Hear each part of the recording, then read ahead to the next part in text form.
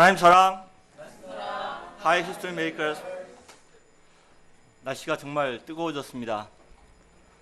이 뜨거운 날씨에 건강하시기를 바랍니다. 또 이 뜨거운 날씨만큼 저희가 서로를 뜨겁게 사랑할 수 있기를 간절히 기도합니다. 오늘 말씀의 제목은 서로 사랑하라입니다. 오늘 말씀의 요절은 13장 34절 말씀입니다. 저와 여러분이 같이 읽고 제가 기도하고 시작하겠습니다. 시작. 새 계명을 너에게 주노니 서로 사랑하라. 내가 너희를 사랑한 것 같이 너희도 서로 사랑하라. 감사하신 아버지 하나님, 하나님께서 부족하고 허물이 많고 아무런 쓸모도 없는 저희들을 사랑하시되 십자가의 크신 사랑으로까지 사랑하신 것을 감사합니다. 제가 이 사랑을 얼마나 잃어버릴 때가 많이 있습니까? 하나님, 이 사랑을 기억해 도와주시고 제가 정말 이 뜨거운 사랑을 회복해 도와주십시오. 그래서 저희가 또 예수님께서 저희를 사랑한 같이 또 서로를 사랑할 수 있도록 도와주십시오. 제가 자격이 없는 자입니다. 이 자리에 섰습니다. 두렵고 또 떨립니다. 주님, 저를 긍휼히 여겨주시고 제가 성령에 의지하여서 이 말씀을 증거케 도와주십시오. 제 모든 허물을 감추어 주십시오. 예수님 이름으로 기도드렸습니다. 오늘 말씀은 사랑에 관한 말씀입니다. 제대로 어렵습니다. 우리가 아는 것처럼 성경의 주제도 사랑입니다. 그래서 믿음, 소망, 사랑 중에 제일이 사랑이라고 말합니다. 이 말은 결국 사랑이 우리 삶에서 가장 중요한 것임을 말하고 있습니다. 그렇다면 이 사랑에 대해서 우리는 평생을 배우고 익혀야 합니다.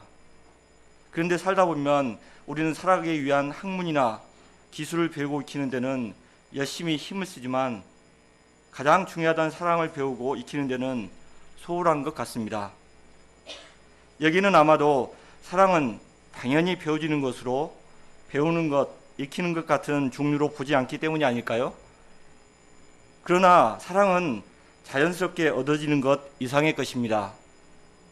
우리가 평생을 배우고 익혀야 하는 것이야만 합니다. 그래서 사랑이 넓어지고 깊어질 때 우리의 삶은 더욱 풍성해지고 행복해질 것입니다. 오늘 본문에서 예수님은 예수님의 사랑을 배웁니다. 예수님은 당신이 사랑한 것 같이 서로를 사랑할 것을 명령하십니다. 이 사랑을 깊이 묵상하고 우리 삶 가운데 적용할 수 있기를 기도합니다. 제1장 제 아들의 발을 씻기신 예수님, 1절부터 11절까지 말씀입니다. 1절을 보십시오. 다 같이 한 목소리로 읽어보시겠습니다. 시작.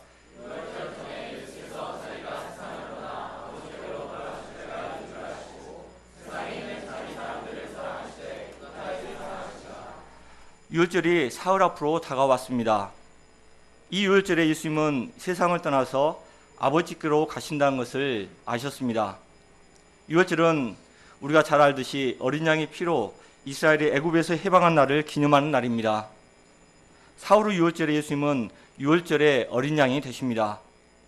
6월절이 이스라엘에게 해방의 날이지만 정작 어린 양은 죽는 날입니다. 그것도 고통스럽게 피를 흘리고 가죽을 벗기고 뼈가 꺾이는 날입니다. 이처럼 예수님도 사흘 후 십자가의 손과 발에 굵은 대못에 찔리고 물과 피를 다 쏟아야 합니다. 예수님은 사흘 후 고통스러운 죽음을 앞두고 우울할 수도 있고 또 비관하기도 하고 자기 세계에 갇히기 쉬웠습니다. 제 아들에게 고뇌하는 표정을 지며 나의 고통을 알아달라며 호소할 수가 있었습니다. 그런데 이때 예수님이 하신 일이 무엇입니까? 1절 하반절을 보십시오. 세상에 있는 자기 사람들을 사랑하시되 끝까지 사랑하시니라. 예수님은 바로 그 순간까지 자기 사람들을 끝까지 사랑하시는데 집중하셨습니다. 그러면 예수님이 끝까지 사랑하신 이 사람들은 누구입니까? 세상에 있는 자기 사람들, 곧 하나님께서 맡기신 양들과 제자들입니다. 그런데 이 사람들을 면면히 살펴보면 사랑받을 만한 꼬투리가 없는 부족하고 연약한 사람들이었습니다. 제 아들은 가난하고 배우지 못한 어부들이 대부분이었습니다. 어부가 아닌 마태는 창녀들과 당시 함께 죄인 취급받고 무시받는 셰리였습니다. 그들은 3년 동안 예수님과 함께 거하면서 헌신적인 사랑을 받았습니다. 그렇지만 그들은 누가 크냐 하는 문제로 서로 다투기까지 하였습니다. 휴제자라고 세운 베드로는 3번이나 예수님을 모른다고 부인했고, 제 아들은 예수님이 십자가에 고통당할 때 멀리 도망가 있었습니다. 더욱이 가룟 유다는 3년 동안 함께한 스승을 은전 30냥에 팔아넘기는 파렴치한 배신자였습니다. 그럼에도 불구하고 예수님은 그들을 끝까지 사랑하였습니다. 세상은 사랑할 만한 것, 끌리는 것에 마음을 주고 관심을 갖습니다. 쓸만하고 유용하기 때문에, 사랑받을 만한 것들이 있기 때문에 좋아합니다. 그래서 세상이 변화무쌍한 만큼이나 이 사랑도 변화무쌍합니다. 감정의 변화만큼이나 사랑의 변화도 심합니다. 어제의 사랑이 오늘은 싸늘한 미움으로 변화해서 상처를 주고받습니다. 이러한 애정, 사랑의 기저에는 조건이 도사리고 있습니다. 예쁘고 쓸만하니까, 공부를 잘하니까, 또 나에게 도움이 되니까, 이러니까 저러니까 애정을 주고 사랑을 합니다. 그런데 그러한 조건이 사라지면 사랑은 미움이 되어서 공격을 시작합니다. 너가 어떻게 그럴 수가 있어? 애정이 식었어. 내가 너를 어떻게 키웠는데 이놈아 이렇게 할 수가 있어. 내가 너를 믿었는데 믿는 내가 바보였구나. 내가 변했구나. 우리 헤어지자. 하는 말들도 세상이 그야말로 시끄럽습니다. 그런데 예수님은 조건이 안 되는 사람들을 사랑하였습니다. 조건이 안 될 뿐만 아니라 사람들이 부담스러워하고 피해 다니는 사람들까지도 사랑하였습니다. 귀신 들린 거라사인을 사랑하시고 고쳐주셨습니다.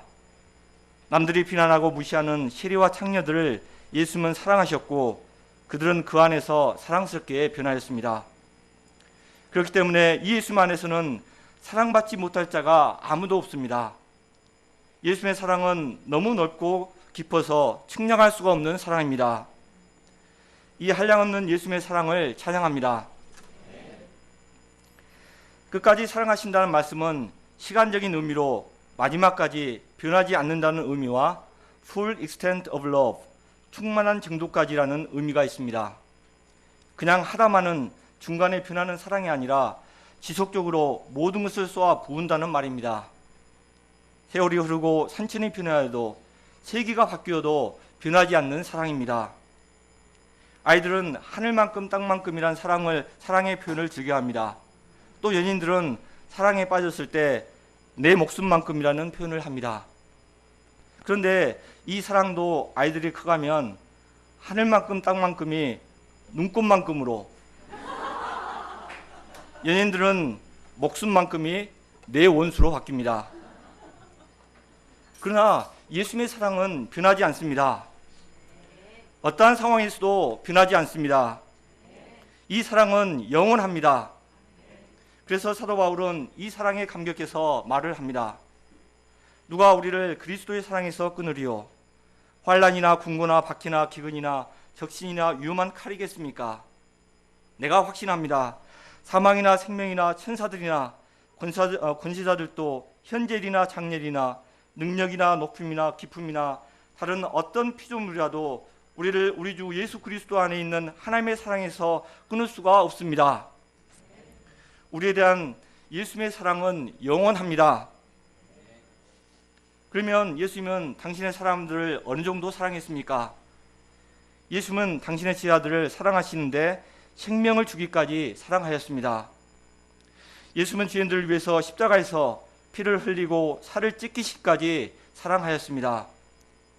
이보다 더 큰 사랑은 세상에 어디에도 없습니다. 그래서 이 사랑을 체험한 요한은 하나님이 세상을 이처럼 사랑하사 곧 당신의 외아들까지 주기까지 사랑하셨다고 감격하고 있습니다. 하나님은 사랑이십니다. 그래서 이 사랑은 하나님의 속성처럼 변하지 않고 영원하고 충만합니다. 사랑은 동사다. 사랑은 움직인다고 말들 합니다. 우리가 사랑을 하면 표현하고 동작이 빠릿빠릿해집니다.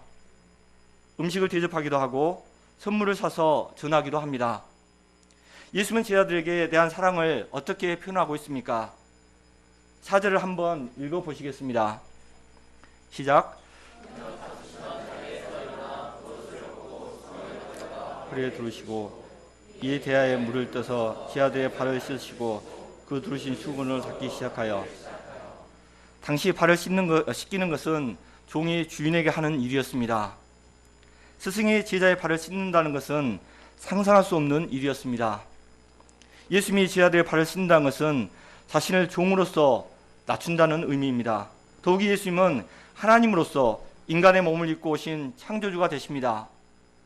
창조주 하나님께서 허물 많고 죄악된 죄인들의 발을 친히 씻겨주신 것입니다. 이것을 어떻게 상상할 수가 있겠습니까?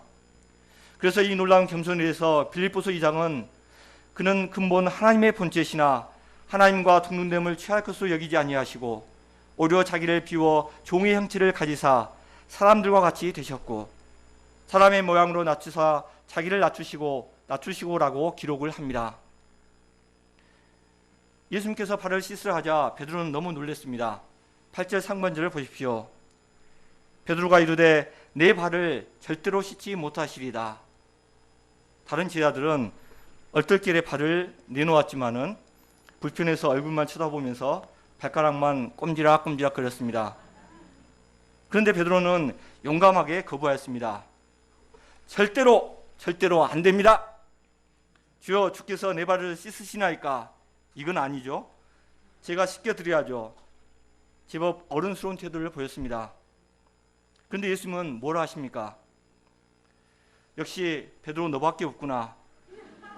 쟤들은 언제 철이 들고 하셨습니까? 8절 하반절을 읽어보시겠습니다. 예수께서 대답하시되 시작. 내가 너를 씻어주신 아니면 나와 상관이 없다는 말의 영어 표현은 You don't belong to me. 나에게 속하지 않는다는 표현입니다. 나아가서 상관은 목과 분깃을 의미합니다. 곧 너가 나의 분깃을 받지 못한다는 말입니다. 우리가 예수님께 속하지 않는다. 그래서 받을 분깃이 또 몫이 없다고 하면 얼마나 무서운 말이 됩니까? 우리는 그리스도와 함께 하나님 나라를 상속받을 자들입니다. 자녀이면 또한 상속자, 곧 하나님의 상속자요 그리스도와 함께한 상속자니 우리가 그와 함께 영광을 받기 위하여 고난도 함께 받아야 할 것이니라. 예수님도 씻김을 받지 않은 사람은 이러한 분깃이 없다는 것을 의미하고 있습니다. 예수님께서 우리의 발을 씻는 것은 매일의 삶 가운데 범하는 죄를 예수님을 통해서 씻음받는 것입니다. 곧 나의 죄를 들고 나가서 씻음받고 죄인으로서 예수님을 주로 고백함으로 예수님과 깊은 관계성을 맺는다는 것입니다. 예수님은 우리에게 깨끗한 발을 요구하시지 않습니다. 우등성의 발, 의로운 발을 기대하지 않으십니다. 있는 그대로의 모습, 죄인된 모습, 진실된 모습을 원하십니다. 죄를 씻고 닦아주심으로 구주와 죄인의 사랑의 관계성을 맺기를 원하십니다. 요한일서 1장 8절 9절은 이렇게 말합니다. 만일 우리가 죄가 없다고 말하면 스스로 속이고 또 진리가 우리 속에 있지 아니할 것이요 만일 우리가 우리의 죄를 자백하면 그는 미쁘시고 의로우사 우리 죄를 사하시며 우리를 모든 불의에서 깨끗하게 하실 것이요 라고 기록합니다. 주님은 우리의 죄와 허물을 씻어주심으로 상관하시기를 원하십니다.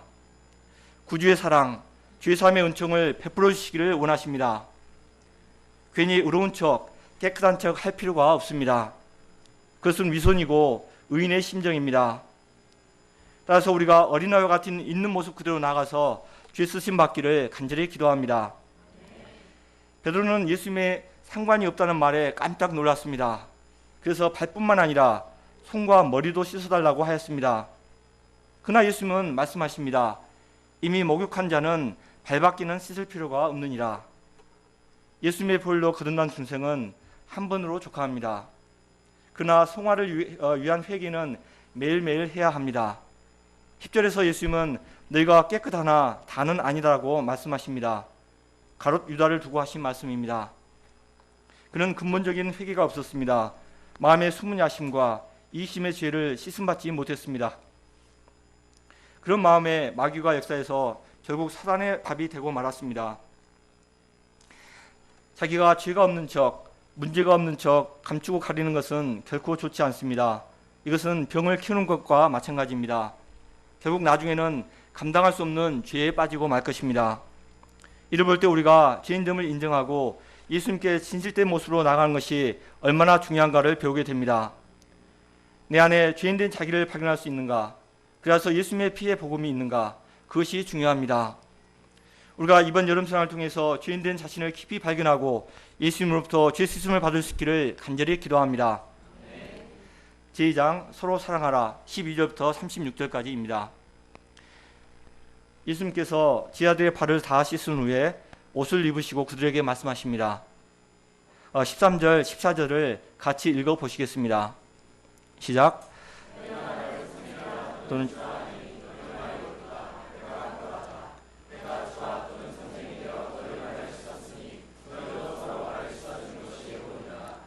예수님은 이제 지자들끼리 서로의 발을 씻으라고 권면하십니다. 사람들은 마음이 통하고 또 취미가 비슷하고 같은 동양이고 같은 군번이라서 좋아하고 사랑합니다. 그래서 우리는 종친회 또 향후회, 동회를 만들어서 관계성을 맺어갑니다. 그러나 예수님께서 말씀하신 사랑은 이런 사랑을 넘어섭니다. 상대방의 허물과 약점을 적극적으로 감당하고 씻어주는 사랑을 하라고 하십니다. 우리의 타락한 본성은 상대방의 허물과 약점을 보면 눈살을 찌푸립니다. 비판하는 마음, 흉보는 마음이 생깁니다. 그러면 사랑할 수가 없습니다. 사랑은 무엇입니까? 그것은 상대방의 허물과 약점을 보고도 흉보지 않는 것입니다. 뒤에서 입방아 찌지 않는 것입니다. 그의 문제를 나의 문제로 생각하고 같이 가슴 아파하는 것입니다. 그 사람의 더러운 발을 내 발로 여기고 불쌍히 여기는 것입니다. 마음으로 그 사람을 위해서 기도해주고 내 손을 내밀어서 닦아주는 것입니다. 훌륭한 점을 시기하지 않고 적극적으로 칭찬해주는 것입니다. 15절에서 예수님은 말씀하십니다. 내가 너에게 행한 것 같이 너희도 행하게 하려 하여 본을 보였노라. 예수님이 먼저 내게 사랑의 손을 내밀어 주셨기 때문에 우리도 사랑의 손을 내밀어야 합니다. 17절에서 예수님이 내 더러운 발을 닦아주셨기 때문에 우리도 다른 사람의 발을 닦아줘야 합니다. 17절에 너희가 이것을 알고 행하면 복이 있다고 말씀하십니다. 우리가 어떨 때 행복할 수가 있을까요? 그것은 바로 우리가 사랑함으로 섬길 때 마음에 기쁘고 행복합니다. 우리가 힘들지만 예수님의 본을 따라서 사랑을 실천하면 복이 있습니다. 죽어도 못할 것 같은데 막상 순종하면 마음에 행복이 임합니다. 톨스토이는 이렇게 말합니다. 사랑은 사람을 행복하게 한다. 왜냐하면 사랑은 인간과 신을 맺어주기 때문이다. 사람이 있는 곳에 문제가 있습니다. 제 가정에는 전에 2명, 저와 사라 목자만 살았습니다. 지금은 3명의 자녀와 함께 해서 5명이 늘었습니다. 2명이 살 때도 몇 개의 접시가 날고 깨졌는지 기억을 못하겠습니다. 또 몇 개의 진공청소기를 망가뜨렸는지 기억을 못하겠습니다. 또 얼마나 많은 날카로운 구성을 질러댔는지 기억이 나지 않습니다. 지금은 5명이 살고 있으니 더했으면 더했지 덜하지는 않습니다. 나와 동역자의 문제, 그리고 자녀들의 문제, 그리고 섬기고 있는 양들의 문제까지 섞여서 많은 문제들이 발생을 합니다. 그런데 가만히 보면 문제의 발생의 근본에는 여러 가지 인간적인 약점을 감당하지 못하는 데서 나옵니다. 저는 게을러서 청소하는 것을 싫어합니다. 그래서 집안 청소를 하지 않습니다. 그런데 동역자는 정리의 달인, 청소의 달인이었습니다. 반면 동역자는 처음 음식을 만드는 것을 무서워하고 싫어해서 저는 처음 사 먹거나 아니면 제가 해서 먹었습니다. 처음엔 이것이 약점으로 보이지 않았습니다. 왜냐하면 음악을 했으니 그렇겠지 하는 마음으로 용납이 되었습니다. 그런데 배가 고픈데 집에 왔는데 밥통에 밥이 없고 냉장고에 먹을 것이 없으면 나도 모르게 화가 나고 쓴소리가 나왔습니다. 바이올리면 다냐고.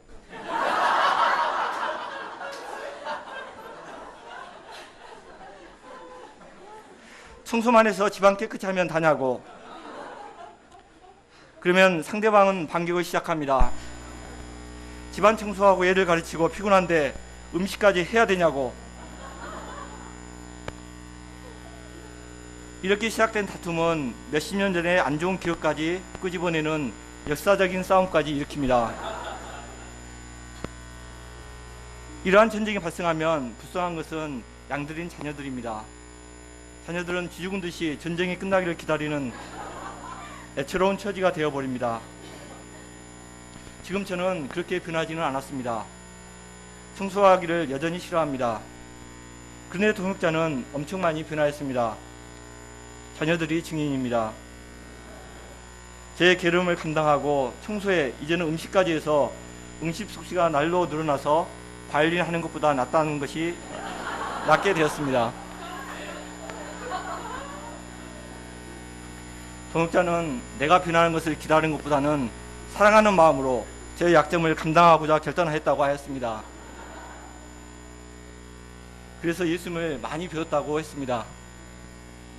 이제는 제가 예수님을 배울 차례입니다.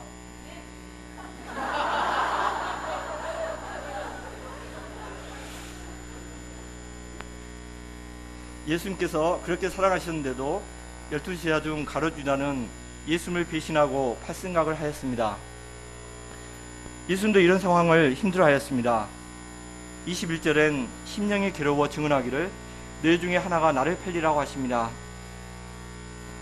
3년 동안 온 힘을 쏟아 부었는데 그런 제자 중에 한 사람이 배반하고 팔아 넘긴다고 생각할 때 그 배신감, 실패감으로 마음의 회의가 들 것입니다. 그러나 이때 예수님은 성경 말씀 시편 40장 9절 내게 발꿈치를 들었다는 말씀을 기억하고 이 말씀이 당신께 성취되는 것을 영접하였습니다. 그리고 배신감과 회의를 극복하고 더 나아가서 배신하는 가룟 유다까지 끝까지 사랑하였습니다. 26절을 보십시오. 예수께서 대답하시되 내가 떡 한 조각을 적셔다 주는 자가 그니라 하시고 곧 한 조각을 적서 가룟 시몬 아들 유다에게 주시니 예수님은 그를 비방하지 않았습니다. 조용히 떡을 떼서 그에게 주셨습니다. 그가 끝까지 회개하도록 도우시고 기회를 끝까지 주셨습니다. 원수에게도 떡을 떼어 주시는 사랑이 바로 예수님의 사랑입니다. 그리고 자신을 십자가에 못 박고 창으로 찌르는 자들 위해서 이렇게 기도하십니다. 아버지여 저들을 사하여 주옵소서. 자기들이 하는 것을 알지 못함입니다. 원수까지 품고 용서하고 끝까지 포기하지 않는 사랑, 이 사랑이 바로 예수님의 십자가의 사랑입니다. 짐 엘리어트, 이 사람은 휘튼 대학을 졸업하고 친구 4명과 함께 아마존강 밀림에 사는 아우아족들에게 복음을 전하고자 했습니다. 그런데 도착한 지 얼마 안 되어서 5명이 모두 창에 찔려 순교를 했습니다.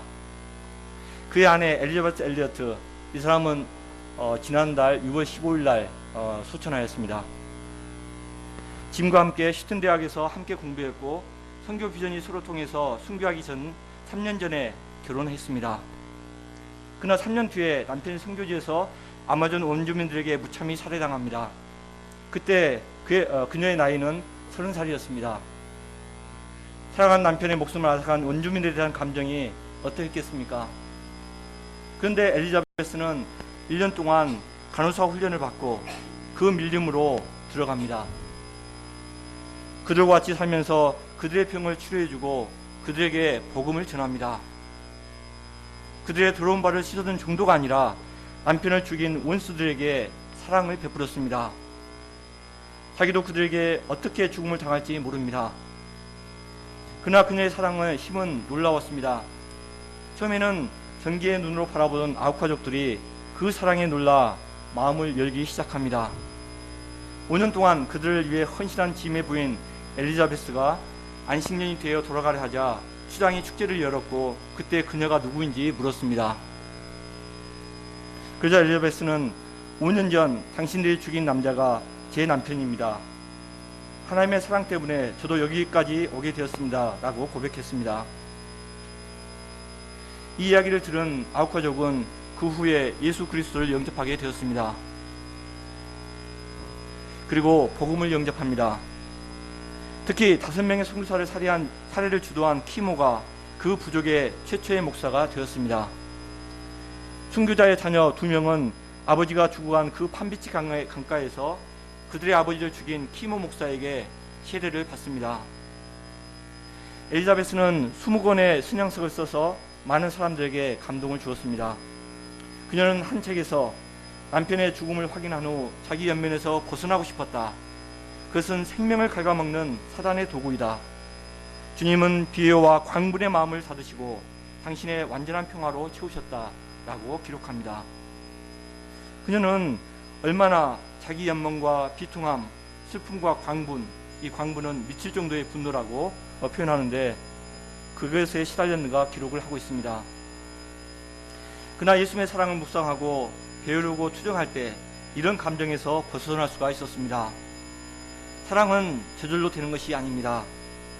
어찌 원수 같은 자들을 저절로 자연스럽게 사랑할 수가 있겠습니까? 사랑한 남편을 잃은 슬픔, 남편을 죽은 자들에 대한 미움, 또 하나님께 대한 반발심, 오죽했으면 광분이라고 표현을 했겠습니까?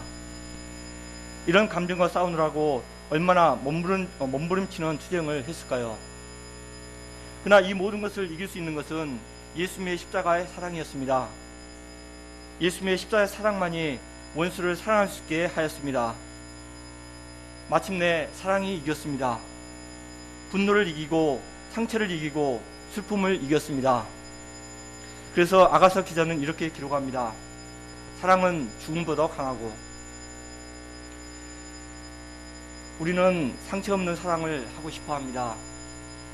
사랑하면 모든 사람이 마음을 활짝 열고 또 고분고분해지고 또 감사를 많이 하고 빨리 변할 것이라고 기대를 합니다. 그러나 실제 상황은 어떻습니까? 감사보다는 불평하고 원망을 합니다. 그까지는 좋습니다. 헌신을 다해 섬겼는데 해코지라고 배신까지 합니다. 그래서 한 기독교 학자는 이렇게 씁니다. 사랑은 상처받는 것이다. 누군가를 사랑해보라. 그러면 곧 당신은 상처를 받게 될 것이다. 만일 상처받기를 원치 않거든 그 누구도 사랑하지 말라. 당신의 마음을 아무에게도 주지 말라. 심지어 동물에게까지도 주지 말라. 당신의 마음을 철창 안에 굳게 거두라. 그리고 적당한 예의와 고상한 취미로 당신의 마음을 꽁꽁 동여매라. 그러면 당신은 결코 상처를 입지 않을 것이다. 그러나 한 가지, 그 안에서 당신의 마음은 누구도 사랑할 수 없는 굳은 마음으로, 누구도 가까이 하지 못할 단단한 마음으로, 누구도 치료를 하지 못할 치료 불능의 마음으로 변해갈 것이다. 사랑은 이 말대로 정말 상처를 받는 것입니다. 사랑은 상처받을 것을, 심지어 배신당하는 것조차도 두려워하지 않습니다. 우리가 지금 누군가를 인해서 상처를 받고 있습니까? 그러면 그 사람을 사랑하고 있다는 증거입니다. 상처는 사랑의 훈장이 됩니다. 사람들은 사랑을 자연스러운 감정이라고 말합니다. 그래서 느낌, 삘이 꽂혀야 사랑하지 라고 말합니다. 그러나 진정한 사랑은 삘, 감정이 아니라 투쟁입니다. 그래서 예수님도 사랑을 계명으로 주십니다. 34절을 다 같이 읽어보시겠습니다. 시작. 저 사랑하라. 내가 너희를 사랑같이 너희도 살아가라. 계명은 감정에 기초한 것이 아니라 순종에 기초합니다. 사랑은 저절로 되는 것이 아니라 순종해야 할 투쟁과 기도 제목입니다. 사랑할 수 있도록 기도해야 합니다. 상대방의 단점을 보지 않고 장점을 볼 수 있도록 기도해야 합니다. 예수님은 우리의 사랑의 기준이 어떠해야 한다고 말씀하십니까? 내가 너희를 사랑같이 너희도 서로 사랑하라고 말씀하셨습니다. 우리의 사랑의 기준이 바로 예수님의 사랑이라고 말씀합니다. 5명의 사람이 모인 저희 집 가족 공동체에도 문제가 이렇게 많은데 하물며 120명에 모여있는 우리 모임에는 얼마나 많은 문제가 있겠습니까? 가정과 교회, 학생회, 또 사모님 모임, 시니어 모임, 수없이 많은 문제들이 발생할 것이 불보듯이 뻔합니다. 깨진 접시가 우리 집에 있을 것보다도 24배는 더 되지 않겠습니까? 한마디의 이기적인 말과 행동, 교만이 삽시간에 모임을 위기로 몰 수가 있습니다. 우리가 사랑이 없다면 뒤에서 비난하고 중재할 것입니다.